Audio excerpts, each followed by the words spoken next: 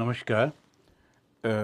অন্যান্য মাসের মতো এই জুন মাসেও আমরা প্রথম মঙ্গলবারে যে শ্রীকৃষ্ণের যে কথা আলোচনা করব, যে বাংময়ী কথা দিয়ে শ্রী ভগবানকে আঁকা হয়েছে, আর সেটি হচ্ছে এই ভাগবত। তা এই ভাগবত শুরুর আগে আসুন আমরা ভগবান বিষ্ণুকে স্মরণ করি। শান্তাকারম ভুজগশয়নম পদ্মনাভম সুরেশম विश्वाधारं गगनसदृशं मेघवर्णं शुभंगं लक्ष्मीकान्तं कमलनयनं योगिभिर्ध्यानगम्यं वन्दे विष्णुं भवभयहरं সর্বলোকৈকনাথম। এই সমস্ত লোকের যিনি নাথ, সেই ভগবান বিষ্ণুকে স্মরণ করছি। আর তার প্রথম শব্দটা যেটা ব্যবহার করছে, তার আকারটা হচ্ছে শান্ত, শান্তাকারম। কেন শান্ত? কেননা তার মধ্যে কোনো বাসনা নেই। ঠিক অসাধারণ। এই যেই মুহূর্তে নির্বাসনা, তখন মনের মধ্যে কোনো ঢেউ নেই, কোনো চিন্তা নেই, তখন কোনো উদ্বেগ নেই, আকাঙ্ক্ষা নেই, কোনো কিচ্ছু নেই, তখন সেই মানুষটা শান্ত হয়ে যায়। আর এই তিনি হচ্ছে যোগী, তাই ভুজগ শয়নম। ভুজগ মানে হচ্ছে সাপ, তো সাপ হচ্ছে যোগের প্রতীক। যোগের প্রতীক কেন বলা হয়? কেননা যখন আমাদের মূলাধার থেকে এই যোগের শক্তিটা উঠতে থাকে, ওই সাপের মতো এঁকে বেঁকে ওঠে, সেই কারণে এটা হচ্ছে ভুজগ শয়নম। আর পদ্মনাভম কেন? তো তিনি ভালোবাসা বা ভক্তির জন্যে তিনি হচ্ছেন পদ্মনাভ। তিনি সমস্ত বিশ্বকে ধারণ করে রেখেছেন। তিনি সর্বব্যাপী গগন সদৃশম মেঘবর্ণম। যে আকাশের যে মেঘটাকে আমরা দেখি, তার একটা যে বর্ণ হয়, রং হয়, কেন সেই রংটা, সেটাকে আমরা বুঝতে পারি না বলে, দূরে বলে সেই তিনি রয়েছেন। আর তিনি হচ্ছেন সমস্ত সফলতার মূল, তাই লক্ষ্মীকান্তম। তার চোখ দুটো বড় সুন্দর, কমলনয়নম। আর কারা এটা দেখেছে? যোগী ধ্যানগম্যম। যারা যোগী, তারা ধ্যানের মাধ্যমে ভগবানের এই রূপটাকে দর্শন করেছে। সেই বিষ্ণুকে আমরা স্মরণ করি। বন্দে বিষ্ণুম ভব ভয়হরম। আমাদের এই যে জগতের যত ভয়, সেইটা তিনি দূর করে দেন। গত রবিবারে আমরা পড়ছিলাম ছান্দোগ্য উপনিষদ। তো ছান্দোগ্য উপনিষদে পঞ্চাগ্নি যজ্ঞ আছে, 5টা অগ্নিযজ্ঞ, যেটা শুধুমাত্র ক্ষত্রিয়রা জানতো, ব্রাহ্মণরা জানতো না। ব্রাহ্মণদের জানার কথাও নয়। ব্রাহ্মণরা শুধুমাত্র যেটা আমাদের যেটা চৈতন্য এবং মুক্তি ইত্যাদি নিয়ে ব্রাহ্মণরা সব চর্চা করত। কিন্তু ক্ষত্রিয়রা, তারা তো যুদ্ধবিগ্রহ করতে হয়, মৃত্যুর সামনে থাকতে হয়, তো মৃত্যুর পর মানুষ কোথায় যায়, এইসব নিয়ে ওরা চিন্তা ভাবনা করে 5টা অগ্নিকে বা 5 রকমের ধ্যানের বা 5টা জ্ঞানের কথা ওরা জেনেছে, সেটাকে বলতো পঞ্চাগ্নি।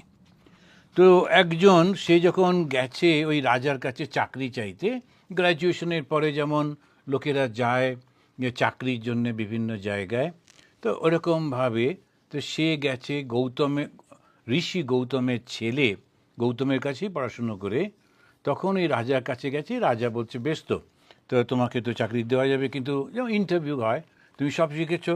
বলছে হ্যাঁ, সব শিখেছি। বলছে বলো তো, মানুষ মরে গেলে কোথায় যায়?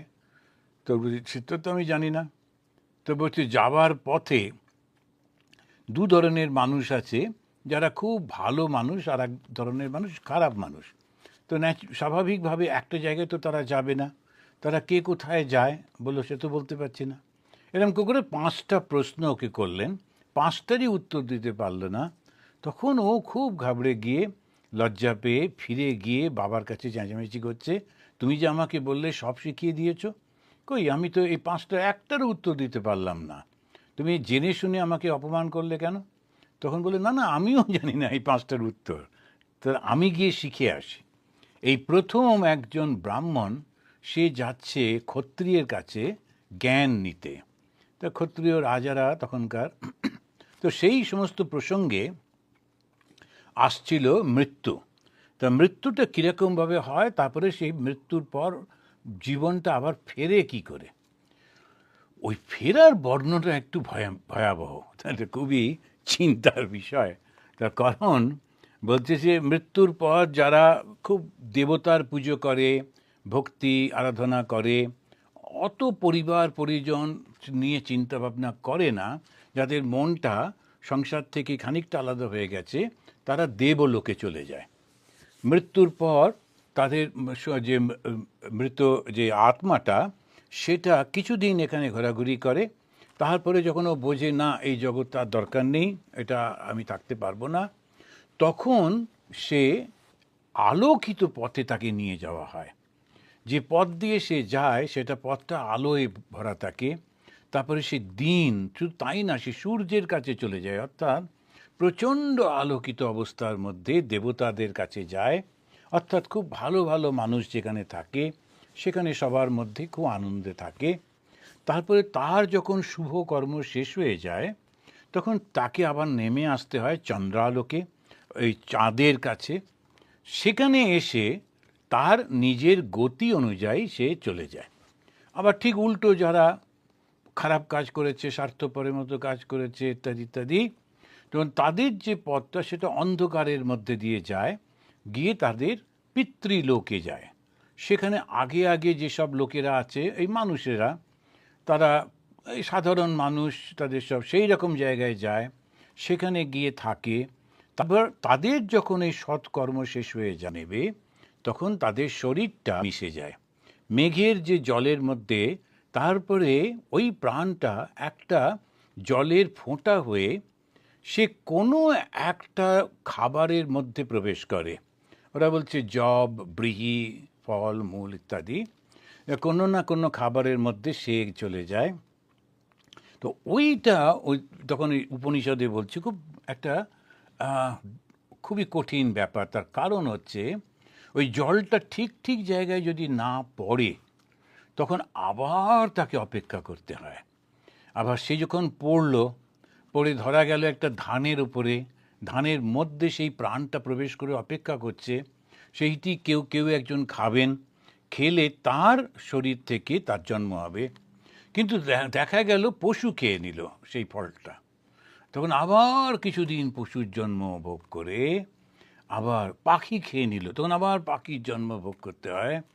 তো এইরকম বড় বারবার চক্রের মধ্যে ঘুরতে ঘুরতে, আবার যদি কখনো ভালো কপাল থাকে, তখন একজন সৎ পুরুষের শরীরের মাধ্যমে সে তখন আবার আসে।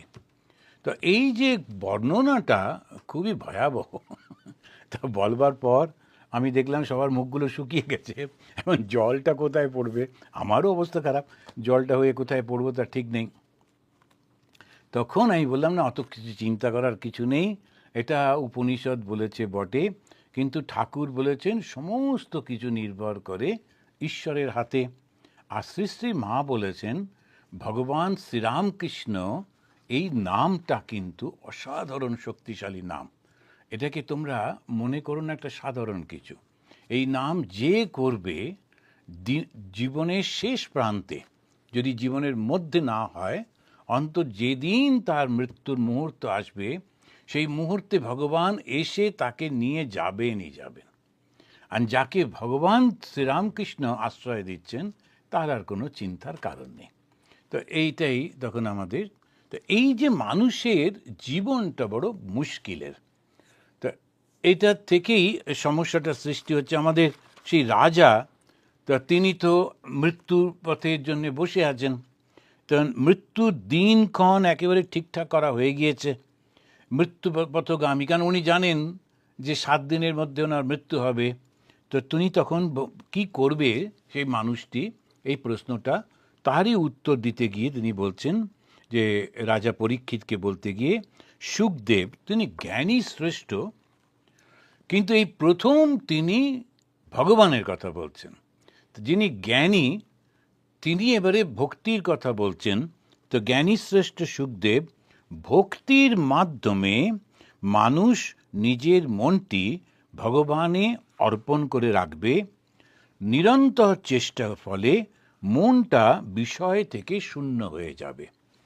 এই বিষয় থেকে শূন্য করাটাই হচ্ছে আমাদের আসল কাজ।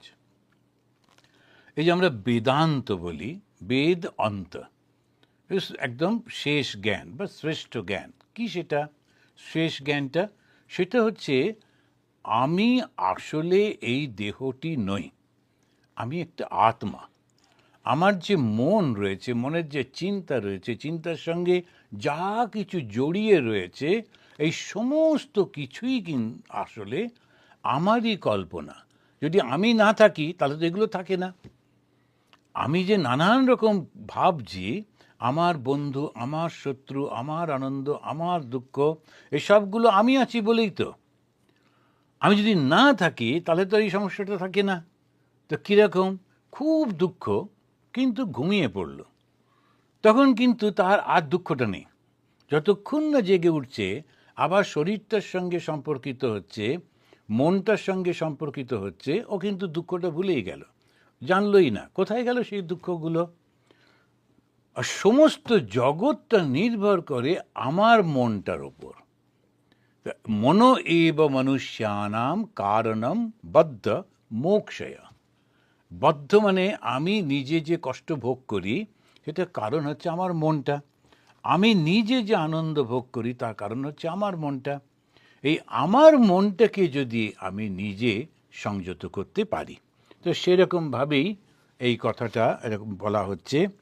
তখন বলছেন যে দেখো, তুমি তো জিজ্ঞেস করলে যে মৃত্যুর কথাটা, এখন দু রকম ব্যাপার আছে। একটা হচ্ছে ব্রহ্মজ্ঞানী। এই ব্রহ্মজ্ঞানী যারা, তারা সদ্য মুক্তি, ওরা ওই টুকটাক করে আস্তে আস্তে কিছু করতে চায় না, কেননা তারা আগে আগে জন্মে এই সমস্ত অভিজ্ঞতা ওদের হয়ে গিয়েছে। ওরা বলছে না, আর আমাদের প্রয়োজন নেই। ওদের মনটা জগতের সমস্ত বিষয় থেকে উঠে গেছে।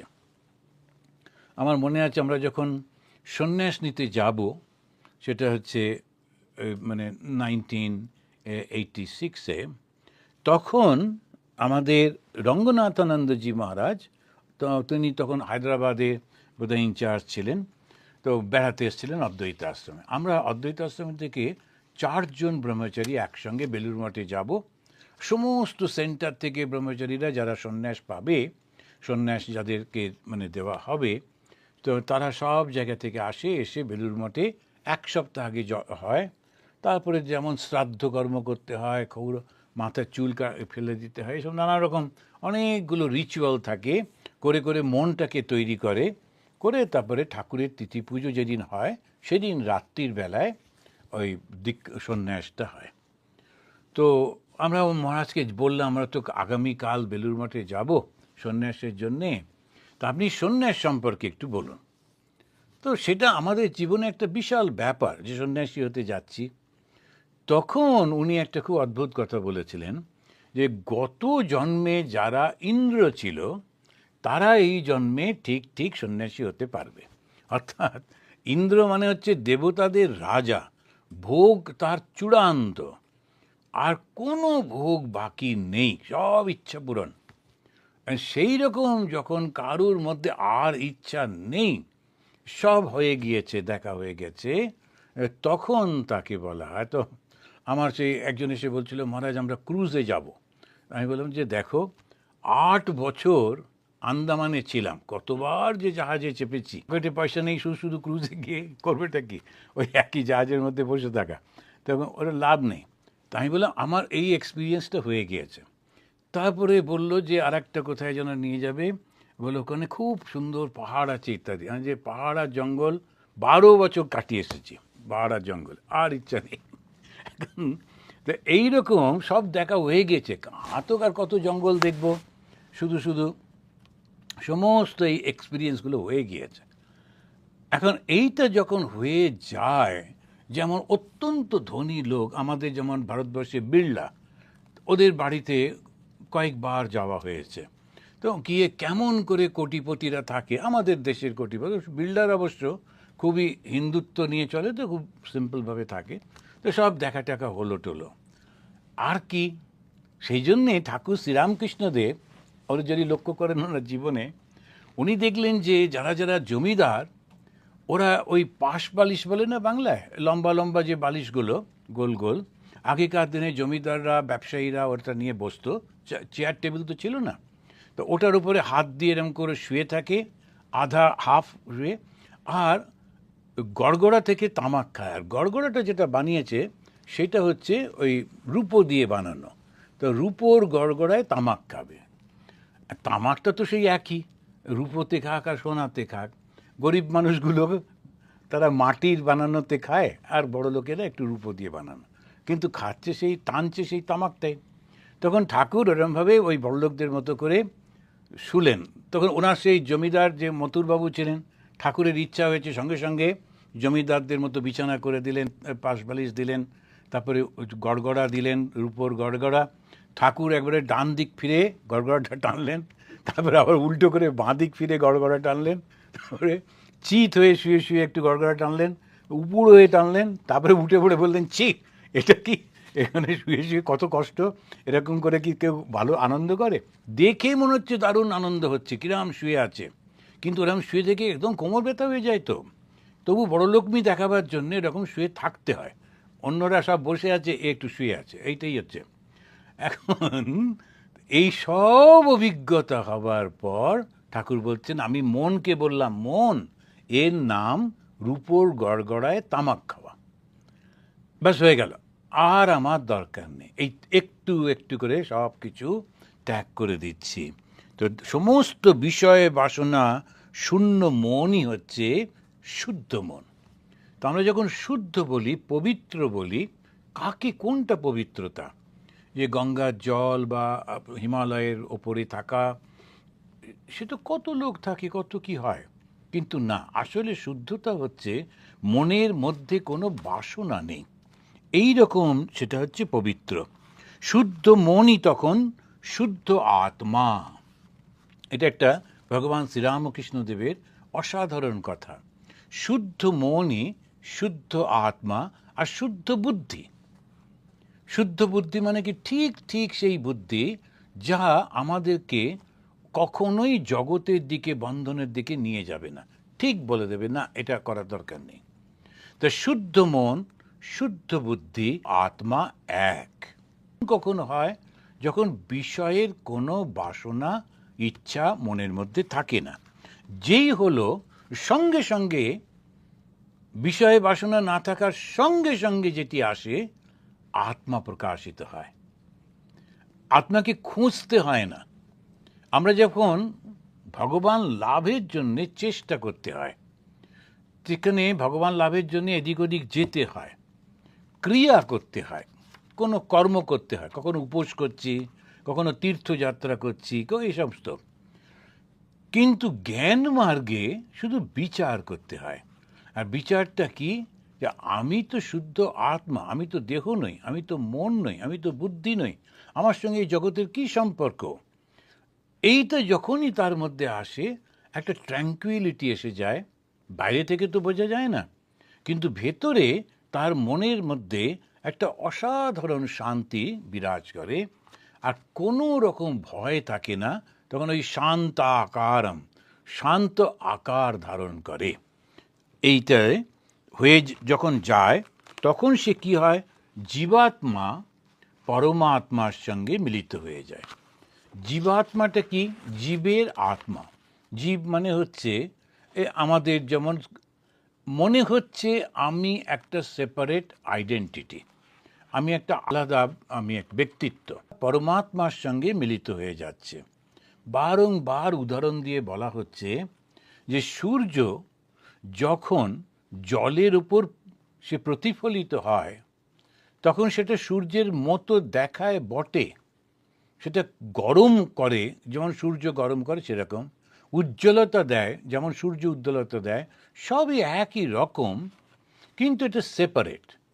আবার বাস্তবে দেখতে গেলে ওটা কিন্তু মোটেই আলাদা নয়, ও দুটোই কিন্তু একই। এবারে যখন ওই জলের বাটিটা ভেঙে গেল এবং যে সূর্যটা ওর মধ্যে রিফ্লেক্টেড হচ্ছিল সেইটাও চলে গেল, তাহলে কি সে মারা গেল? না, ওটা তখন অরিজিনাল পজিশনে পৌঁছে গেল। তেমনি ওই জীবাত্মা বলে যেটাকে আমরা আলাদা করছি, সেইটি যখন পরমাত্মায় মিলিত হয়, ওটা কীরকম মিলিত হয়? ওটা গিয়ে গিয়ে একটা জায়গায় পৌঁছচ্ছে তা নয়, ওটা তো ছিলই না, ওটা তো রিফ্লেকশন ছিল, যেমন ছিল তেমনই হলো। তো এইটাই হচ্ছে একটা। তো মৃত্যুর পর কি হয়? একটা হচ্ছে যারা জ্ঞানী, জ্ঞান মার্গের পথে যাচ্ছে, তারা এইরকমভাবে সোজা পৌঁছে যাচ্ছে, ওরা এর মাঝে আর কোনো কিছু চায় না। তো সেইটা বলতে গিয়ে স্কন্ধের দ্বিতীয় অধ্যায়ের 18 নম্বর শ্লোকে, যেটা আমরা গত মাসে পড়েছিলাম, যে ব্রহ্মজ্ঞানীরা কি চিন্তা করেন, তখন বলছেন পরমম পদম বৈষ্ণবম আময়ন্তি তদ, সেই শ্রেষ্ঠ সেই বিষ্ণুপদ প্রাপ্ত হন। এখন বিষ্ণুপদ যেই বলা হলো, তাহলে কি দ্বৈতবাদী হলো? না, এই বিষ্ণু মানে হচ্ছে সর্বব্যাপিত্ব, যে বিষ্ণু শব্দের অর্থই হচ্ছে সর্বব্যাপী। তো সেই সর্বব্যাপিত্বের মধ্যে তারা যান। আর পদ মানে কি? পদ মানে চরণ বলা হয় বা পা বলা হয়, কিন্তু আসলে হচ্ছে সেই ভাবটার মধ্যে চলে যাচ্ছে, সর্বব্যাপিত্বের মধ্যে চলে যাচ্ছে। পরম পদম বৈষ্ণবম, পরম মানে শ্রেষ্ঠ, পদম মানে অবস্থা, আর বৈষ্ণবম মানে হচ্ছে ওই বিষ্ণু, যিনি সর্বব্যাপী। বিস্তারেতি বিষ্ণু, তো বিস্তার মানে সর্বব্যাপিত্বই হচ্ছে সেই বিষ্ণু। আময়ন্তি তৎ, তারপরেই বলছেন ইয়ৎ না ইতি অতৎ উৎসৃক্ষব, এটা নয় করতে করতে ওরা ওই জায়গায় পৌঁছচ্ছেন। তো এই জগতের কোনো কিছুকে তিনি গ্রহণ করছেন না, না এটা দরকার নেই, এটা দরকার নেই, কারণ এগুলো সমস্ত লিমিটেড। যা কিছু সৃষ্টি হয় সেটাই ধ্বংস হয়। তো যেটা যেটা সৃষ্টি হয়েছে সে যাই হোক না কেন, সেটা একদিন না একদিন ধ্বংস হয়েই যাবে। বিরাট বিরাট রাজবাড়ি একটা সময় যখন সৃষ্টি করেছিল, কি বিশাল সুন্দর সব ছিল, সব ধ্বংস হয়ে গেল, সব নষ্ট হয়ে গেছে, পড়ে আছে। এই রকম হয়।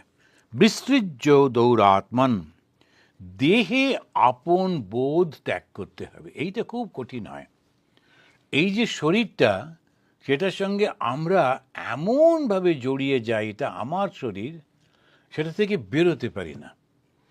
অথচ জন্মের আগে এটা তো আমার ছিল না, কিন্তু মৃত্যুর সময় ছাড়তে চাই না, খুব একদম কষ্ট হয়।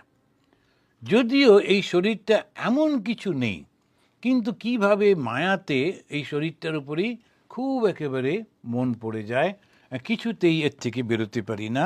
বিসৃজ্য দৌরাত্মন হৃদা অর্হপদম হৃদা উপগৃহ পদে পদে, তখন ওই হৃদয়ের মধ্যে ওই ভগবানকে স্মরণ করতে করতে, সেই বিষ্ণুকে স্মরণ করতে করতে আস্তে আস্তে এরা ওর মধ্যে মিলিত হয়ে যান। এর মাঝামাঝি তাদের আর কোনো কিছু নেই। তো একেবারে ডাইরেক্টলি, কেন তাদের মনের মধ্যে এই জ্ঞানটি এসে গেছে যে এই যে জগৎটা, এই জগৎটা সৃষ্টি হয়েছে, সৃষ্টি মানেই এটা ধ্বংস হবে, সুতরাং ধ্বংস হলে আবার কষ্ট হবে, সুতরাং এর মধ্যে আমি আর যাব না, এর মধ্যে আর ঢুকবো না, যথেষ্ট হয়ে গিয়েছে। এই এক্সপিরিয়েন্সটা গত জন্মের এক্সপিরিয়েন্স থেকে সে আর ওর মধ্যে প্রবেশ করছে না, ওর থেকে সেই বেরিয়ে গিয়ে নিজের মনটাকে ঈশ্বরের চরণে অর্পণ করে সেখান থেকে সে চলে যাচ্ছে আবার ব্যাক টু দ্য সোর্স। তো জ্ঞানীরা এইটা করছেন। তো এইটা যখন বলা হলো যে জ্ঞানীদের এই রকম হলো, তখন যোগীরা কি করেন? এবারে যোগীদের কথা বলা হচ্ছে। এরা কিন্তু সবাই ভক্ত। কেন? প্রথম হচ্ছে বিশ্বাস যে একটা অবস্থান আছে, আর তার উপরে নির্ভর করা মানেই তো ভক্তি। ভক্তির ডেফিনেশন দিতে গিয়ে শঙ্করাচার্য বলছেন নিজের আত্মাকে ভালোবাসাটাই হচ্ছে ভক্তি। আমার মধ্যে সেই পবিত্রতাটা রয়েছে, আমার মধ্যে সে অনন্ত শক্তি রয়েছে, অনন্ত পবিত্রতা রয়েছে। আমি বাইরে কোথায় কাকে ঈশ্বরকে খুঁজব?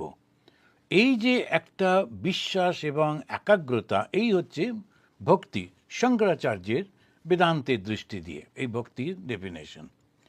তো এই যে ভক্তিটি রয়েছে, সেই ভক্তির মাধ্যমে সে মুক্তি পেয়ে গেল, জ্ঞানী। এবং সেই মুক্তি ধীরে ধীরে হচ্ছে না, একবারে হচ্ছে। কখন? যখন তার মৃত্যু হচ্ছে। এবারে এলো যোগীদের কথা। জ্ঞানীরা হলো, এবারে যোগীদের কথা বলতে যাচ্ছেন। এখন ওই রাজা জিজ্ঞেস করলেন কত রকমের মৃত্যু হয়, সেটার উত্তর দিতে গিয়ে তিনি তখন বলছেন কত রকমের ভক্তি হয়, যে উত্তরে তিনি বলতে গিয়ে বলছেন, এটা হচ্ছে দ্বিতীয় স্কন্ধ 2 অধ্যায়ের 19 নম্বর শ্লোক থেকে কয়েকটা শ্লোকে এই কথা বলা হচ্ছে। মুনি তু ইত্থম উপরমেত। মুনি, এবারে মুনি শব্দ দিয়ে বলছেন যোগীরা, তারা কি করে? এইভাবে শরীর ত্যাগ করে। তা এখানেতেও তিনি ওই মৃত্যুর কথাই বলছেন। কেন? প্রশ্নটাই তো ওই মৃত্যুকে নিয়ে হচ্ছে, আলোচনাটাই হচ্ছে মৃত্যুকে নিয়ে। রাজা পরীক্ষিত তিনি তার মৃত্যুর মুখে দাঁড়িয়ে জিজ্ঞেস করছেন যে এই মৃত্যুটা জ্ঞানীদের কীরকম হয়, যোগীদের কীরকম হয়। উনি এত স্পেসিফিক্যালি জিজ্ঞেস করছেন না, কত রকমের মৃত্যু আছে জিজ্ঞেস করছেন। তখন বলতে গিয়ে বলছেন যে এটা জ্ঞানীদের যে মৃত্যুটা হয়, সেই মৃত্যুটা ওরা ওরকমভাবে চায় না, যখনই হয় হবে, কিছু এসে যায় না। কেননা ওরা ওই শরীরটার সঙ্গে ওদের কোনো সম্পর্ক নেই। শরীর যেমনভাবে পড়ে আছে, মনটা একেবারে একদম খুব সুস্থ হয়ে থাকে। এখন এই মনটা আসল কথা। আমাদের স্বামী শিবানন্দজি মহারাজ খুব হাঁপানি ছিল, তো রাত্রিবেলায় ঘুমোতে পারতেন না, একটা বালিশ বুকে জড়িয়ে ধরে খাটের উপর বসে থাকতেন।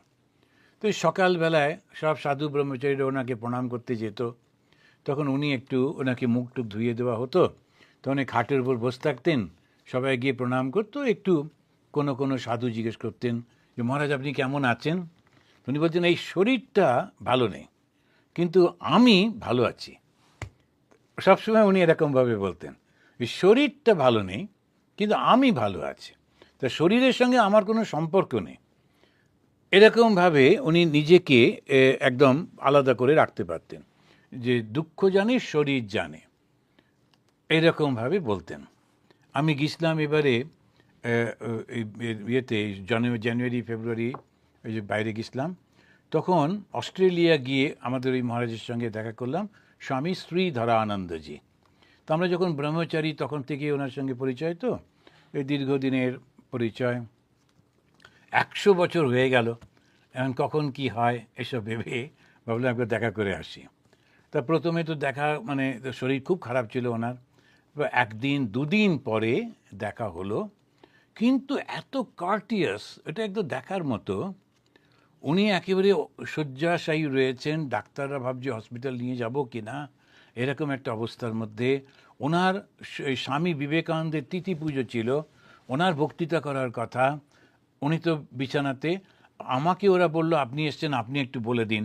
তখন আমি স্বামীজি সম্পর্কে বলার সুযোগ পেলাম ওখানে।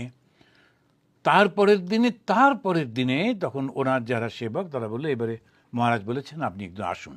তো একটু দূর থেকে দেখা করতে হবে, কেননা রেজিস্ট্যান্স পাওয়ার শরীরে একেবারে নেই, তো সেই জন্য একটু দূরে উনি বসবেন আপনি। তো মাঝখানে একটা জানলা, খোলা জানলা, কিন্তু উনি ও ঘরের ভেতরে, আমি বাইরে। আমি জিজ্ঞেস করলাম মহারাজ এখন কেমন আছেন? তো উনি বলছেন শোনো, এই যে এইখান থেকে গলাটা দেখি বলছেন এইখান থেকে পা পর্যন্ত এটা ডাক্তাররা জানে, কারণ রোজই কিছু না কিছু বন্ধ হয়ে যাচ্ছে, কখনো এটা বন্ধ হচ্ছে, কখনো সেটা বন্ধ হচ্ছে, ডাক্তাররা এসে এসব করছে। আর এরা এই জায়গাটা, এই গলাটা থেকে দেখিয়ে বলছেন এই মাথা পর্যন্ত এটা আমার আন্ডারে, আমি নিজের মতো চিন্তা করছি, ভাবনা করছি, কথা বলছি, সেটা আমি দেখছি, সেটা আমার, এটা এখান থেকে এই পর্যন্ত এটা আমার, আর এইখান থেকে পা পর্যন্ত ওটা ডাক্তারদের। তো ও এটা কেমন আছে ডাক্তাররা বলতে পারবে, কিন্তু আমাকে যদি জিজ্ঞেস করো আমি বলবো আমি ভালো আছি। এইটা হচ্ছে নয় এই শরীরটার সঙ্গে কোনো সম্পর্ক নেই, ঠিকই আছে, আমি তো আছি তো। আর নইলে আন্দামানের ঘটনা আপনাদের বলেছিলাম কিনা, আন্দামানে তো আমরা খুব গরিব অবস্থা থেকে শুরু হলো। তো একজনের কাছে নিয়ে গেছিলো ডোনেশন দেবে বলে, বলে মহারাজ উনি হয়তো ডোনেশন দিতে পারেন, ওই 10 টাকা 20 টাকা করে দিত। মাই গড, ওখানে নিয়ে গিয়ে যেই বসিয়ে দিয়েছে, খুব আদর করে বললেন স্বামীজি এসছেন বসাও, তারপরে বলছেন আমার ওই ফাইলটা নিয়ে এসো। তো ওর মেয়ে একটা ফাইল দিয়ে গেল, বেশ মোটা ফাইল, আগেকার দিনে সে এরকম করে বাঁধা 4টে ফোল্ডার, এত কাগজ, প্রথমটা বার করে বললেন এই দেখুন এত সালে আমার অসুখ হয়েছিল আর এই ডাক্তার দেখেছিল। তারপর থেকে 1 ঘন্টা ডাক্তার আর ওষুধ, ডাক্তার আর ওষুধ। আমি বললাম আমার ডোনেশন দরকার নেই, বরং আমি 10 টাকা দিয়ে যাচ্ছি, আপনি একটু ডাক্তার দেখিয়ে নেবেন, আমাকে ছেড়ে দিন, আর পাচ্ছি না, অসুস্থ হওয়ার অবস্থা। তো এখন এই হচ্ছে একেবারে গ্রাউন্ডেড সংসারী, কিছুতেই ওই শরীরের থেকে ওপরে মন উঠছেই না, ওটাই ওর পুরো জগৎ, শুধু আমি, আমার শরীর আর আমার এই আমার এই। অথচ এই সাধুকে দেখুন বিরাট কাজ করেছেন, পুরো অস্ট্রেলিয়ায় 6টা আশ্রম তৈরি করেছেন, বহু মানুষের মধ্যে এই ভগবান প্রসঙ্গ করছেন। কিন্তু যখন জিজ্ঞেস করা হচ্ছে উনি বলছেন এই শরীরটা ডাক্তারদের কাছে, কিন্তু আমার মন বুদ্ধিটা আমার কাছে, ওটা আমার হাতে রয়েছে। এই যে ভাবটা, আমরা যখন শাস্ত্র পড়ি, বই পড়ি, তার সঙ্গে সঙ্গে এরকম মানুষ কি আছে, আছে তো, আমরা চোখের সামনে এরকম দেখি যে তারা ওই শরীরটার থেকে মনটাকে আলাদা করে কিন্তু খুব সুন্দর রয়েছেন সব কিছু।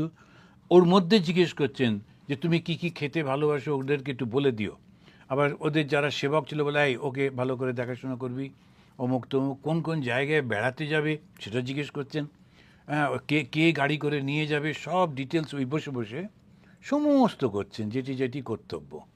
আর তারপরে আবার একটা জায়গা দেখিয়ে বলছেন ওই জায়গাটিতে আমরা একটা সুন্দর করে ঠাকুরের করব, ভক্তরা এসে থাকবে ওখানেতে, যারা যারা আসবে তারা যাতে করে আধ্যাত্মিক উন্নতি করতে পারে সেই সব নিয়ে একটু চিন্তা ভাবনা করছি। এখন ভেবে দেখুন 100 বছরে, আর এই একটা মিশন নিয়ে রয়েছেন যে ঠাকুরের ভাব বা বেদান্তের ভাব সর্বত্র সবার কাছে দেব, ওইটাই তার জীবনী চালিকা শক্তি, ওইটা।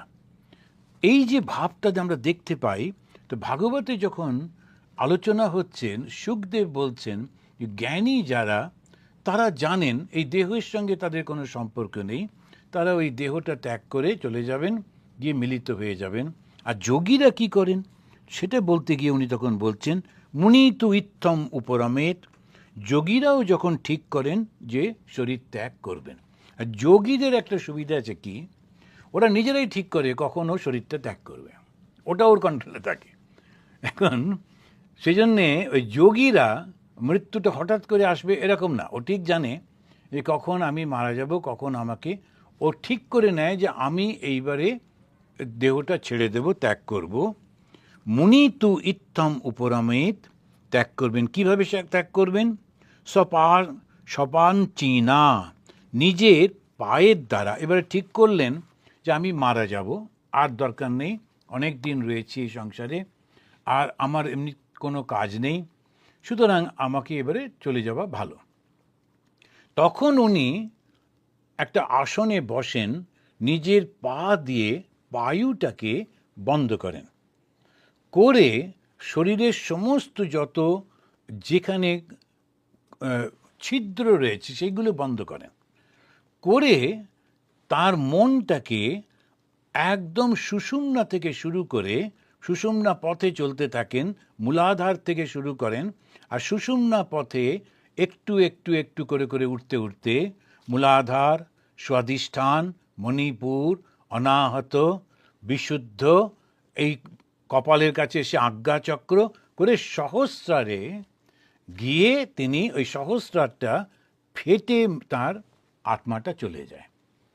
এখন যখন মৃত্যু হয় মানুষের, বেশিরভাগ সময় মুখ দিয়ে আত্মাটা বেরিয়ে যায়, হাওয়াটা, কিংবা কারো কারো নাক দিয়ে, কারো কারো দেখবেন চোখ দিয়ে রক্ত পড়ছে, তার মানে ওই চোখ দিয়ে আত্মাটা বেরিয়েছে। কারণ কান দিয়ে, চোখ দিয়ে, নাক দিয়ে, মুখ দিয়ে, এই যে 7টা আমাদের দ্বার রয়েছে, দরজা রয়েছে, 7টা দরজা, আর নিচের দিকে 2টি, ওইটা বন্ধ করে তারা বসেন। খুব সাবধানে থাকতে হয়, কেন? যাতে এই কণ্ঠে আসার পর ওটা চোখের দিকে বা কানের দিকে বা নাকের দিকে চলে না যায়। সেই জন্যে তাকে ওই সুষুম্না নাড়ির মধ্যে দিয়ে নিয়ে এসে একদম অন্যান্য দরজাগুলোর মধ্যে যাতে না যায় সেইটি করে ঠিক মাথাতে নিয়ে আসতে হয়। সেই রকম পরপর দেখবেন শ্লোকের মধ্যে দিয়ে, আমি পুরো শ্লোকগুলো পড়ছি না, তিনি নিয়ে আসেন, তিনি বন্ধ করেন জিত ক্লোমহ, ক্লান্তিকে জয় করে। এখন হচ্ছে মৃত্যু যখন হচ্ছে, শরীরটা যখন ত্যাগ করছে মনটা, সেই মনটা আর শরীরটা দীর্ঘদিন একসঙ্গে থাকে, তো তাই ছাড়তে চায় না। তখন যেমন হয়, আমরা খুব বন্ধু হয়ে গেলে তখন ছাড়তে ইচ্ছে করে না, আচ্ছা আরও 2-4 দিন থেকে যাও না, কি তোমার তাড়াহুড়োর কী আছে? শরীরও মনকে বলে যে এত তাড়াহুড়োর কী আছে, আর 2-5 দিন থাকো, হ্যাঁ, খেয়ে তারপরে দেখা যাবে। এরম করে ও ত্যাগ করতে চায় না, তখন ক্লান্তি আসে। তখন সেই জন্যে বলছেন যে ওটা জিত ক্লমহ, তো ক্লান্তিটাকে জয় করেন যে না, আজকে আমি চলেই যাব। ততঃ, তারপর অনিলম, অনিলম হচ্ছে প্রাণবায়ুকে ষষ্ঠসু স্থানেষু, অর্থাৎ নাভি স্থানে নিয়ে আসেন। নাভি স্থানে এনে 6টা স্থানে যায়। 6টা স্থান কি কি? ওই যে বললাম, মূলাধার, স্বাধিষ্ঠান, মণিপুর, অনাহত, বিশুদ্ধ হচ্ছেন। তো এইটা 6টা অবস্থার মধ্যে পৌঁছচ্ছেন। সেই জন্য বলছেন যে ষটসু স্থানেষু উন্নময়েত, উত্তোলন করেন, আস্তে আস্তে আস্তে আস্তে করে মনটাকে। কেননা যোগীরা তো ওইটাই প্র্যাকটিস করে সারা জীবন। তারা যখনই ধ্যানে বসেন, প্রথমে মনটাকে একেবারে ওই কুলকুণ্ডলিনীর অবস্থা থেকে ধীরে ধীরে ধীরে ধীরে নিয়ে আসেন নাভি পর্যন্ত। ন্যাভাল স্টেজে এই 3টে যে স্টেজ আছে, ওখানে মনটা নিজের মধ্যে গমনাগমন করতেই থাকে, ওখানেই থাকে। সেই জন্যে প্রত্যেকটা মানুষের মন, সাধারণ মানুষ যারা 99% ওই মন ওই 3টে স্থানেই থাকে। ওই জন্য ওর থেকে উপরে উঠতে পারে না। কখনো কখনো একটু ওরা ওই হৃদয়ের কাছে আসে, তখন তাদের ভালো লাগে, একটু ভালোবাসা আসে ভগবানের প্রতি, একটু ভক্তি হয়, আবার নেমে যায়। তখন আবার খাওয়া, থাকা, এই সংসার, নানান রকম। তো এইটাই ওই 3টির মধ্যে চলতে থাকে। ওইখান থেকে নাভি থেকে যে হৃদয়, এইটার জার্নিটা বেশ বড় জার্নি, অনেকটা উপরে উঠতে হয়। এই অনেকটা উপরে উঠার জন্যে খুব করে ভগবানের নাম করতে হয়। ভগবানের নাম করতে করতে ধীরে ধীরে ভগবানের মূর্তি স্মরণ করতে করতে তখন ওই শরীর আর সংসার ভুল হয়ে যায়। শরীর আর সংসারটা যখন ভুলে যায়, তখন এই মনটা হৃদয়ে চলে আসে। যেই মুহূর্তে হৃদয়ে আসে, তখন অনেকটা হয়ে গেল, একটা খুব আনন্দ আসে। মাঝে মাঝে আলো জ্যোতিও দর্শন হয়, মাঝে মাঝে মনে হয় যে আমি বেশ আলাদা কিছু, আমি ঠিক এই জগতের নই, আমি একটা আলাদা কিছু। যেন যখনই মনটা হৃদয়ে আসে, তখন ধ্যান করতে খুব ইচ্ছা হয়, ধ্যানে খুবই আনন্দ হয় তখন। তো যোগীর মৃত্যু তো তার ইচ্ছাধীন, তিনি সেইভাবে মৃত্যুকে অবলম্বন করে চলেন। আমরা স্বামী বিবেকানন্দের মৃত্যু সম্পর্কে যদি আপনারা পড়েছেন, এই 4th of July তিনি দেহত্যাগ করেছিলেন। তো ওই দিনই আবার তিনি একটা সুন্দর কবিতাও আছে এই আমেরিকার স্বাধীনতা সম্পর্কে, আর ওই দিনে তিনি শরীর ত্যাগ করেছিলেন।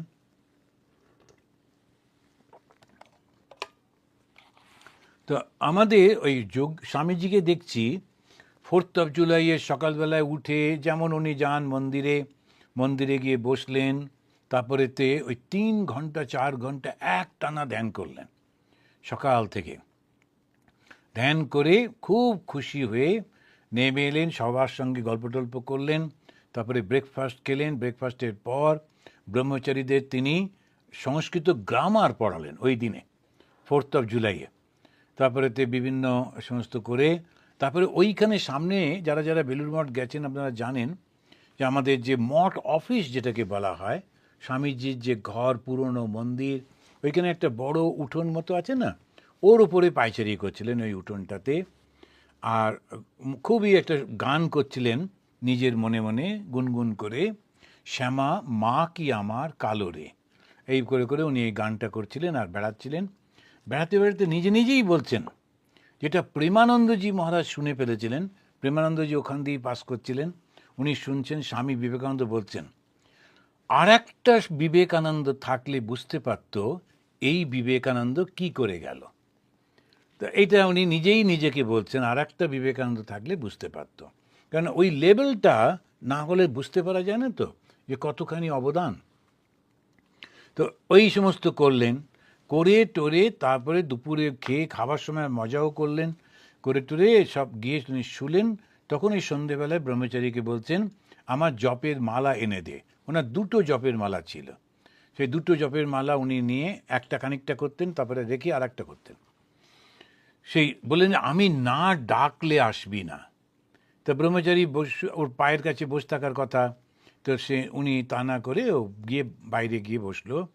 উনি একটা ছোট্ট খাট ছিল, যে এমনিতে একটা বড় খাট ছিল, সেই খাটে শুলেন না, একটা ছোট খাট ছিল, ফোল্ডিং খাট। আগেকার দিনে ওই লোকের এখনও থাকে, বাইরে নিয়ে গিয়ে বসে শোয়ে মাঠে টাঠে। তো ওই ফোল্ডিং খাটটার উপরে শুলেন, শুয়ে জব করছেন। জব করতে তো উনি ভাবলেন যে শ্রী মাকে স্মরণ করছেন বা কোনো কিছু। তারপরেতে অনেকক্ষণ আর ডাকছেন না।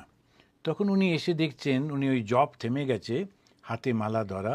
ও ভয় পেয়ে দৌড়ে দৌড়ে গিয়ে অন্য মহারাজদের ডেকেছেন, তারপরে এলেন, সবাই দেখলেন, ডাক্তাররা এলো, তো ওনার শরীর ত্যাগ করছেন। এই তাঁর ব্রহ্ম দিয়ে, তা একেবারে রন্ধ্র দিয়ে প্রাণবায়ু বেরিয়েছিল, তাই একটু রক্ত দেখা গেছিল মাথায়। একদম ওই তালুটা ভেদ করে ওনার ইচ্ছা হয়েছিল, যখন তিনি ইচ্ছা করবেন মৃত্যু নিয়ে নেবেন, তো ঠাকুরও বলেছিলেন যে তুমি আমার কাজটা শেষ করো, তারপরে তখন যখন তোমার ইচ্ছা হবে তুমি শরীর ত্যাগ করতে পারো। ইচ্ছা মৃত্যু, এই ইচ্ছা মৃত্যু নিজের ইচ্ছাতেই তিনি মনে করলেন। তা কীভাবে করছেন, তখন এটাতেই আমরা দেখি এই ভাগবতে ওরা স্টেপটা বলে দিচ্ছেন, যে প্রথমে মনটাকে নিজের মধ্যে গুটিয়ে নেন, তারপরে শরীরের সমস্ত রন্ধ্রগুলো বন্ধ করেন, করে আবার ধীরে ধীরে ওই সুষুম্নার মধ্যে দিয়ে চলতে থাকেন। তো একটার পর একটা ওই 7টা ভূমি ক্রস করতে করতে সপ্তভূমিতে পৌঁছে সেখানে মনটাকে ধরে রাখেন। তারপরেতে তিনি স্বতালু মূলম, স্ব মানে নিজের, তালু মূলটা পথ বন্ধ করে দেন। 7টা পথ কি কি না, দুটো কান, দুটো চোখ, দুটো নাক। এবার পর অকুণ্ঠ দৃষ্টিহি, স্থির মনে, পরম, পরম মানে হচ্ছে সহস্রার, পরম মানে একদম মাথার ঠিক মাঝখানে, এইটি হচ্ছে সহস্রার, এই পরম এই অবস্থাতে গতঃ প্রাণকে ধরে রাখেন। এই সমস্ত কিছু যাতে আর চোখের কাছে বা কানের কাছে মন না যায়, মনকে নিয়ে এসে সহস্রানে নিয়ে আসেন। তারপর মূর্ধন ব্রহ্মরন্ধ্র নির্বিদ্য, ব্রহ্মটাকে তিনি নির্বিদ্য, তিনি ভেদ করে বিসৃজেত, প্রাণ ত্যাগ করেন। এখন এইটা বলবার পর ওকে বোঝাচ্ছেন যে তুমি কি ধরনের মৃত্যু চাও বলো, তুমি জ্ঞানীদের হয়ে মৃত্যু চাও না যোগীদের মৃত্যু চাও? তো সেটা তো তুমি রাজাকে বলছেন তুমি করতে পারো। এখন দীর্ঘ দিন অভ্যাস না থাকলে না জ্ঞানী না যোগী, কিছুতেই ওর মধ্যে যাওয়া যায় না। এখন শেষে সারা জীবন মনটা নিজের মতো ঘুরল, হঠাৎ করে মনটাকে সংযত করতে গেলে হবে? ছোটোবেলা থেকে যদি ছেলে মেয়েকে ঠিক মতো ডিসিপ্লিন না করি, না শেখাই, তখন সমস্ত ফ্রিডম ফ্রিডম ফ্রিডম দিয়ে টিয়ে এবারে যখন সে 20-25 বছর হয়ে গিয়েছে, এরপরে বললাম যাই তুমি ঠিক সময় বাড়ি ফিরবে, ঠিক সময় পড়াশুনো করবে, ঠিক সময় এই করবে, আর কখনো হয়? আর কন্ট্রোল করা যায় না। সেই জন্যে মনটা যে সংযত সেটা আগে থেকে করতে হয়, করে করে করে করে এই রকম দুটো অবস্থার মধ্যে আসেন। আচ্ছা, জগৎ সংসারের বাইরে কোথায় কি হয় একটু দেখি, এরকম খুব একটা ইচ্ছাও থাকে। ডাইরেক্টলি তারা মুক্তিতে যেতে পারে, কিংবা তারা ওই যোগীদের মতো এক একটা স্তর ভেদ করে যেতে পারে। যোগী ইচ্ছা করলেই ভেদ করে যেতে পারে, কিন্তু সঙ্গে সঙ্গে সে পরমাত্মার কাছে যায় না। কি করে? একটু ঘুরে টুরে যায়, এদিক ওদিক করে। তো কীরকমভাবে সে ঘোরে? তখন 22 নম্বর শ্লোকে দেখবেন, ওখানে বলছেন যে ব্রহ্মপদ বা সিদ্ধ পুরুষের বিহার ভূমি রূপে অনিমা, লঘিমা, মহিমা ইত্যাদি তাদের মধ্যে অনেক শক্তি তারা নেয়। এই যে 8টা শক্তি হয়, সেই 8টা শক্তি নিয়ে এবারে সে সেই শক্তিটাতে ব্যবহার করে, একটু আনন্দ করে, এদিক ওদিক ঘোরাঘুরি করে, অষ্টসিদ্ধি ভোগের অপেক্ষা করে, এবং তিনি সেই লোকেতেও গমন করতে পারেন। অষ্টসিদ্ধি, 8টা সিদ্ধি হয় যোগীদের। এমন একটা অবস্থায় আসে সে যা চায় তাই করতে পারে, এত শক্তি আসে। তো এই যে অনিমা, লঘিমা, প্রাপ্তি, তারপরে হচ্ছে প্রাকাম্য, মহিমা, ঈশিতা, বশিতা এবং কামরসায়িতা, এই যে সমস্ত 8টা যে শক্তি, তো আমরা যেটা ইচ্ছে সেটা করতে পারি। যখন হনুমানজি বসে আছেন, সবাই বসে আছে, তো এবারে রামচন্দ্র খুব হতাশ হয়ে গেছেন। আমরা জানি যে ওই দ্বীপটা দেখা যাচ্ছে দূরে, ওই দ্বীপেতেই সীতা রয়েছেন, কিন্তু যাব কি করে? ওখানে গিয়ে একবার খোঁজ করে দেখে আসতে হবে সত্যি সত্যি সীতা আছেন কি না, তারপরে আমরা একটা ফাইনাল ডিসিশন নেব। কিন্তু কে যাবে ওখানে? যখন সবাই এরকম চুপ করে বসে আছেন, হনুমানজিও বসে আছেন, হঠাৎ করে একজনের মনে পড়ল যে হনুমানজির মধ্যে এই 8টা শক্তি আছে, কিন্তু যাতে ও উৎপাত না করে তার জন্যে ঋষিরা বলেছিলেন, তোমাকে কেউ স্মরণ না করিয়ে দিলে তোমার এই শক্তি সম্পর্কে তোমার ধারণা থাকবে না। এখন আমার মধ্যে ওই শক্তি আছে, অথচ আমার মনে পড়ছে না, এইরকম একটা কন্ডিশনে হনুমান ছিলেন। ছোটবেলায় খুব দুরন্ত ছিলেন, ঋষিদের কাছে গিয়ে উৎপাত করতেন। সেজন্য ঋষিরা বলেছিলেন, তোমার এই শক্তি আছে বটে, কিন্তু এই শক্তি তুমি ব্যবহার করতে পারবে না যতক্ষণ না কেউ তোমাকে স্মরণ করিয়ে দেয়। এবারে বহু বছর কেটে গেছে, রামচন্দ্র এসছেন, এসব হয়ে এখন ওরা ওই সীতা উদ্ধারে যাবেন, কিন্তু ওই অতটা যাবে কে? তখন হঠাৎ করে একজনের মনে পড়ল, তিনি বললেন, আরে হনুমানের ওই শক্তি আছে। উনি এসে হনুমানকে বললেন, হনুমান, তোমার তো ওই শক্তি রয়েছে, তোমার মনে পড়ছে না যে তুমি ইচ্ছা করলে বিশাল বড় হতে পারো, তুমি মহিমা, তুমি ইচ্ছা করলে ছোট্ট ক্ষুদ্র হয়ে যেতে পারো, তুমি ইচ্ছা করলে এটা পারো, এই তুমি ইচ্ছা করলে। ধীরে ধীরে হনুমানের মধ্যে ওই শক্তিটা আবার জেগে উঠল। তখন শ্রী রামচন্দ্রের অনুমতি নিয়ে তিনি একটা পাহাড়ের উপরে গিয়ে বিশাল একটা শরীর তৈরি করলেন, কেননা অতটা পথ যেতে হবে, বাতাসের সঙ্গে সংঘর্ষ হবে, শরীরটা জ্বলে না যায়, নষ্ট না হয়ে যেতে পারে। সেই বিশাল শরীর ধারণ করে বায়ু বেগ নিয়ে তিনি গেলেন। তো এইটা থাকে মানুষের, যোগীদের ইচ্ছা করলে তারা ওটা ব্যবহার করতে পারে। ঠাকুর যেমন কাউকে কাউকে কৃপা করে ওইটা দেখিয়েছেন, ভগবান শ্রীরামকৃষ্ণদেব। তো খুব করে ওনার যে অত সেবা করেছে, তো তারপরে একটু অহংকার হয়েছিল। সেবা করে যখন কাছে থাকে, বড় বড় লোকেরা আসছেন, তারা ওকে জিজ্ঞেস করছেন, আচ্ছা ঠাকুরের সঙ্গে কথা বলা যাবে, ওনার সঙ্গে দেখা করা যাবে? তখন ওই হৃদয়রাম ঠাকুরের ভাগ্নে, তার একটু অহংকার হলো, আমার মাধ্যমেই ঠাকুরের সঙ্গে সব কিছু, আমি ঠাকুরকে খেতে দিই, আমি ঠাকুরকে দেখাশুনো করি। আবার রাগ করে ঠাকুরকে বললেন, আমি না থাকলে তোমার অবস্থা খারাপ হয়ে যেত, কেউ তুমি মরেই যেতে। তখন ঠাকুর বললেন, আচ্ছা তাই তো হতেই পারে। এখন এরকম যখন ওর রাগ অহংকার এলো, যেই অহংকার আসে সঙ্গে সঙ্গে ঠাকুর নিজের থেকে ওকে দূর করে দেন, সরিয়ে দেন, যারই আসবে। যখনই অহংকার হয় ঈশ্বর থেকে দূরে চলে যায়। তো হৃদয়রামকে দূর করে দেওয়া হলো। হৃদয়রামের খুব কষ্ট, কিন্তু ভালোবাসে ঠাকুরকে। একবার খুব করে ধরলো, আমি দুর্গা পুজো করবো আমার বাড়িতে, তোমাকে আসতে হবে। তখন ঠাকুর বললেন আচ্ছা আচ্ছা, কোথায় দক্ষিণেশ্বর আর কোথায় শিহর? শিহর হচ্ছে সেই একেবারে গ্রামের মধ্যে।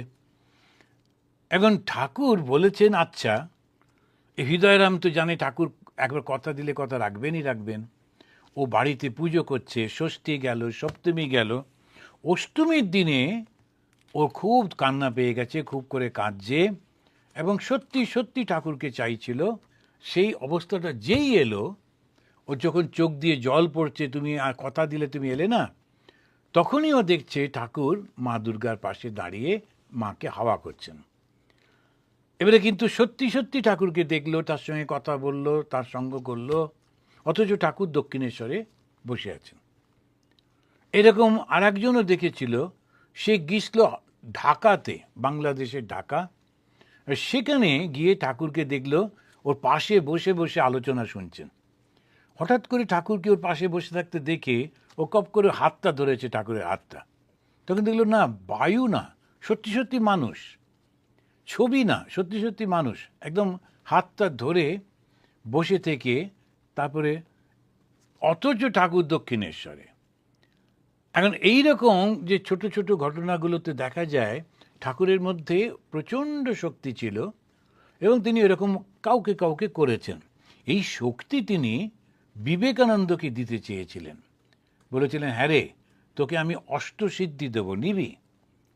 আর ওই ছোট ছেলে, তখন হার্ডলি 20-22 বছর বয়স, সে তখন বলছে ওই শক্তি পেলে কি আমার ঈশ্বর লাভ হবে? বলে না, ঈশ্বর লাভ হবে না, অষ্টসিদ্ধি পেলে কিন্তু জগতে খুব নাম যশ হবে। তখন বলে ওসব আমার দরকার নেই নাম যশের, এই জগৎটাকেই মিথ্যা বলছি, আবার নাম যশের কী হলো, আমি অষ্টসিদ্ধি আমার দরকার নেই। তো ওই রকমভাবে তিনি অস্বীকার করেছিলেন। তো অষ্টসিদ্ধি পাওয়ার পর কোনো কোনো যোগী তারা ভাবেন যে আচ্ছা আমরা একটু ঘুরে টুরে নিই, দেখে টেকে আসি। তো একজন সাধু বোম্বেতে ছিল, তো বোম্বে থেকে তার আবার বেলুর মঠে হেডকোয়ার্টার্স, ওকে বলেছে তুমি বেলুর মঠে এসো, বেলুর মঠে কোনো একটা কাজে দেবে ওকে। ও কী করেছে, বোম্বে থেকে বেরিয়েছে, বেরিয়ে দিল্লি গেছে, দিল্লি থেকে কাশ্মীরে গেছে, গিয়ে অমরনাথ দর্শন করেছে, করে ওখান থেকে আবার আরও কয়েকটা আশ্রম, যেমন লখনৌ, তারপর বৃন্দাবন, এসব দর্শন করে কাশিতে গিয়ে গঙ্গা স্নান করে তারপরে বেলুর মঠে এসছে। তখন বেলুর মঠ বললো আচ্ছা তুমি বেরিয়েছো কবে? বললো অমুক দিনে। আর বোম্বে থেকে আসতে তো একটা রাত্রির লাগে, তো এতগুলো দিন তুমি কোথায় ছিলে? বললো না, আমি আসলে এই দু একটা জায়গা পথে পড়লো তাই ঘুরে এলাম। বলে পথে পড়লো কোথায়? বোম্বে আর কোথায় অমরনাথ, সেই কাশ্মীর। তো বলছে পথে পড়লো। তো বলছে বাহ, তো খুব ভালো। তারপরে ওকে অবশ্য একটা পানিশমেন্ট দেওয়া হয়েছিল, যেহেতু ও এটা ভেঙেছিল, সেই জন্য বলা হয়েছিল তুমি কারোর সঙ্গে কথা বলতে পারবে না, আর ওই একটা জায়গায় বসে জব ধ্যান করো। ওকে খাবারটা দেওয়া আসা হতো করে, তো একটু পানিশমেন্ট হলো। আবার 1 মাসের মতো বোধহয় বা 2 মাসের মতো এরকম জব ধ্যান করো ইত্যাদি। এখন ওই রকম একটা পানিশমেন্ট হলো, কেননা কথা শোনেনি বলে। রামকৃষ্ণ মিশনে একটা স্ট্রাকচার থাকে, তো একটু না হলে চলে না। আবার কি হতো, কেউ কেউ যখন অমরনাথ বেড়াতে যাবে, তখনকার দিনে তো এত ইনফরমেশন ছিল না, তখন আবার মহারাজরাই বলতেন ও ওর কাছে যাও, ও একবার ঘুরে এসছে, ও জানে কোন রাস্তায় যেতে হয়। তো ও তখন আবার সমস্ত একটা ট্যুরিস্ট গাইডের মতো সবাইকে বলতো যে এইখান দিয়ে গেলে সুবিধা হবে, ওখান দিয়ে গেলে সুবিধা হবে।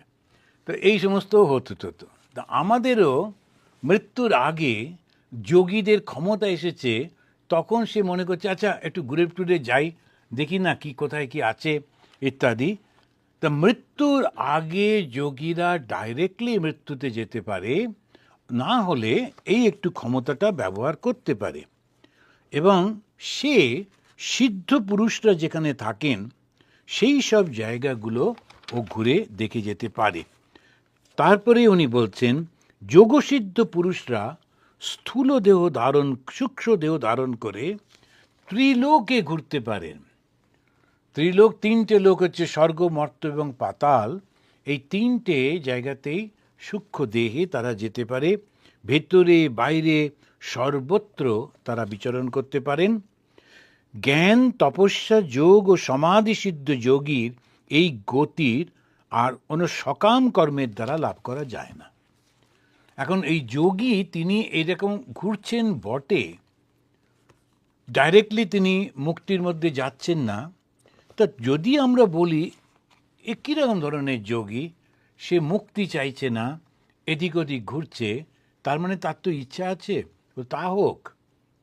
কিন্তু এই যে ইচ্ছাটা, বিভিন্ন স্তরে যারা সিদ্ধ আছেন তাদের সঙ্গে দেখা করব, সেখানে যাব, যে সমস্ত পবিত্র ভূমি আছে সেগুলো দর্শন করব, এই রকম মানসিক অবস্থা কিন্তু সাধারণ লোকের হবে না। যাদের মধ্যে জ্ঞান আছে, যারা তপস্যা করেছে, যোগ অভ্যাস করেছে, যাদের মধ্যে সমাধি হয়েছে, তারাই শুধু যেতে পারে। তা 23 নম্বর শ্লোকে সুখদেব এই কথাটি বললেন। তারপরে তিনি বলছেন 24 নম্বর শ্লোকে যে যোগসিদ্ধ পুরুষ মেরুদণ্ডের মধ্যে যে ব্রহ্মের স্বরূপ থাকেন, সেই জ্যোতির্ময় সুষুম্না পথে প্রাণ ত্যাগ করে সূক্ষ্ম দেহে বৈশ্যানর নামক দেবলোকে গমন করেন। এক একটা লোক আছে, লোক মানে অবস্থান। তা তিনি যখন দেহ ত্যাগ করছেন, তখন তার মনের মধ্যে পরিপূর্ণভাবে আমি বিলীন হয়ে যেতে চাই, এই অবস্থাটা নেই। তখনও তার মনের মধ্যে কিছু ইচ্ছা রয়েছে, যদিও ইচ্ছাটা অত্যন্ত শুভ ইচ্ছা। সেই জন্যে তিনি ওই রকম এক একটা অবস্থায় যান। তারপরে নিরাসক্ত নির্মল যোগী ঊর্ধ্বলোকে বিষ্ণুর সেই চক্রের মধ্যে অবস্থান করেন। বিষ্ণু চক্র কি না, এই যোগী কিন্তু বিষ্ণু চক্র আবার সৃষ্টি হবে। বিষ্ণুর হাতে যে চক্র রয়েছে ওটা হচ্ছে সময় চক্র, ওটা অনন্তর ঘুরে চলেছে, আবার কোনো সৃষ্টিতে তিনি ওখানে যেতেই পারেন। তো এইভাবে আমরা দেখছি। আমরা এরপরে আর এখন এখানে থামবো, পরের দিনে আবার আলোচনা হবে। তো আমরা দেখছি যে জ্ঞানী শ্রেষ্ঠ তিনি যখন কথা বলছেন একজন রাজাকে, সেই রাজা যিনি মৃত্যুর জন্য নিজেকে তৈরি করেছেন, তাকে বোঝাবার সময় বলছেন যে তুমি যদি জ্ঞানমার্গ অবলম্বন করো, সমস্ত জগৎ থেকে মনটাকে উঠিয়ে নাও, এই মুহূর্তে মুক্তি চাও, সেটাও তুমি করতে পারো। তখন এই জগতের কোনো কিছুর মধ্যে আর তোমাকে থাকতে হবে না, থাকার প্রয়োজন নেই। তো তোমার মন ওটা চাইছে না। আর এক ধরনের মন আছে, যারা যোগী, তারা মনটাকে সংযত করে ধীরে ধীরে স্তরে বাই স্তরে যাচ্ছে। যাবার পর ব্রহ্মরন্ধ্র দিয়ে তাদের প্রাণবায়ু বেরিয়ে গেলে তখনও তারা ব্রহ্মলোকে পৌঁছে যাচ্ছেন এবং তারা আর এই জগতের মধ্যে আসছেন না। তৃতীয় আর এক ধরনের আছেন যোগী, তারাও অত্যন্ত শুদ্ধ, কিন্তু তাদের মধ্যে নানান রকমের ইচ্ছা তখনও থাকে, তারা সেই রকম করেন। যেমন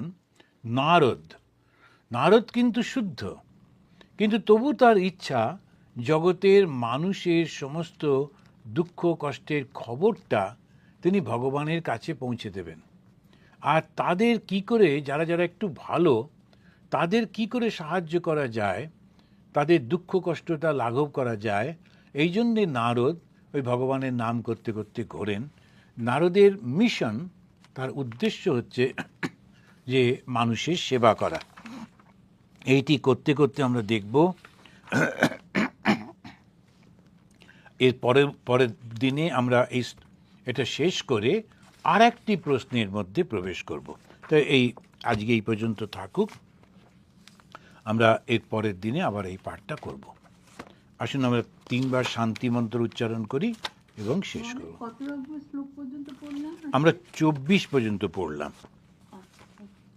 24, 25 বলতে পারেন, 25 পর্যন্ত পড়লাম।